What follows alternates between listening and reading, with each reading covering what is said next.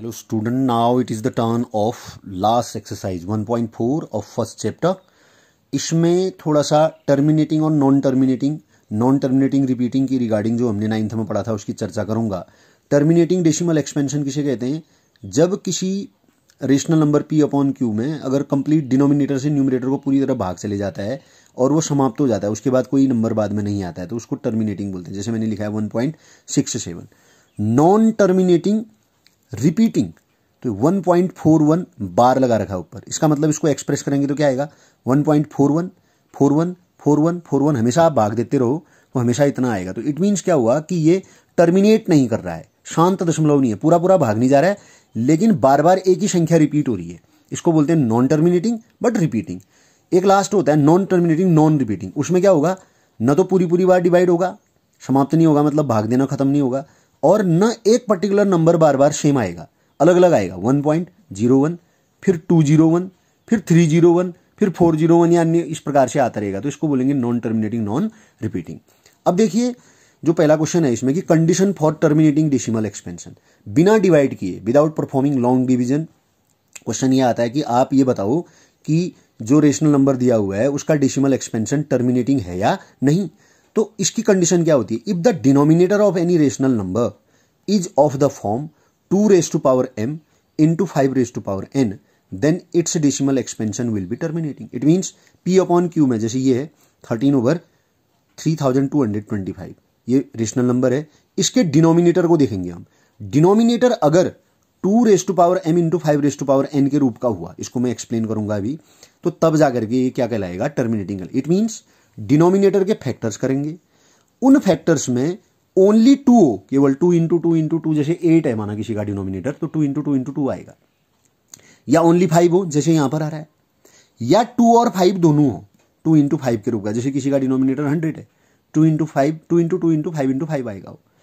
तो ओनली 2, क्या बोला मैंने? ओनली 2 इंटू 2 करके हो, ओनली 5 भी 5 हो उसके फैक्टर्स, या 2 और 5 दोनों हो। इन तीन कंडीशंस में उसका डेसिमल एक्सपेंशन टर्मिनेटिंग होगा। 2 और 5 के अलावा और कोई भी प्राइम फैक्टर उसमें होगा तो उसका decimal expansion non terminating repeating होगा। अब इसका अर्थ क्या हुआ? जैसे मैंने डिनोमिनेटर लिया आपका, देखो 5 इंटू 5 इंटू ऐसे करके था, तो 5 रेज टू पावर 5 हुआ। इसको हम क्या लिख सकते हैं? 2 raise to power 0 into 5 raise to power 5, because anything to the power 0 is always 1। तो 1 से इसको मल्टीप्लाई करोगे आप तो ये इतना ही रहेगा, और ये हो गया 2 raise to power m into 5 raise to power n के रूप का। तो ये क्या कहलाएगा? इसका डेसिमल एक्सपेंशन टर्मिनेटिंग। अब इसमें एक कंडीशन है जो मैं आपको बताने जा रहा हूं। देखिए मैंने जानबूझ करके आपकी एक्सरसाइज का 8th क्वेश्चन लिया हुआ है। 8th क्वेश्चन मैंने लिया हुआ है, क्यों लिया है? देखिए ये है 6/15। अब आप इसके डिनोमिनेटर को देखिए, जो डिनोमिनेटर हमने लिया है, इसका जो डिनोमिनेटर है 15 के फैक्टर करिए, क्या आया? 3 इंटू 5। मैंने आपसे पहले क्या कहा था कि जिसमें ओनली 2 हो फैक्टर्स के रूप में, ओनली 5 हो वो, या 2 और 5 दोनों हो, उसका डेसिमल एक्सपेंशन टर्मिनेटिंग होता है। अगर 5 और 2 के अलावा और कोई हुआ हो तो नॉन टर्मिनेटिंग। तो इस कंडीशन में इसमें 3 आ रहा है तो ये नॉन टर्मिनेटिंग रिपीटिंग होना चाहिए, बट ये रॉन्ग हो जाएगा अगर आप ऐसे करेंगे। तो मैंने इसको फैक्टराइज किया, देखो 6 को लिखा 2 इंटू 3, 15 को लिखा 3 इंटू 5, 3 से 3 कैंसिल हुआ, अब क्या बचा? 2/5 बच गया, ये केवल ये रह गया हमारा 2/5। तो अब इसका डिनोमिनेटर तो केवल 5 रह गया, ठीक हो गया। तो इसको आप क्या लिख सकते हैं? 2 raise to power 0 into 5 raise to power 1। तो जब 2 और 5 के रूप का होता है तो वो तो टर्मिनेटिंग होता है, तो इसका डेसिमल एक्सपेंशन क्या होगा? टर्मिनेटिंग। कैसा डेसिमल एक्सपेंशन होगा इसका? टर्मिनेटिंग होगा।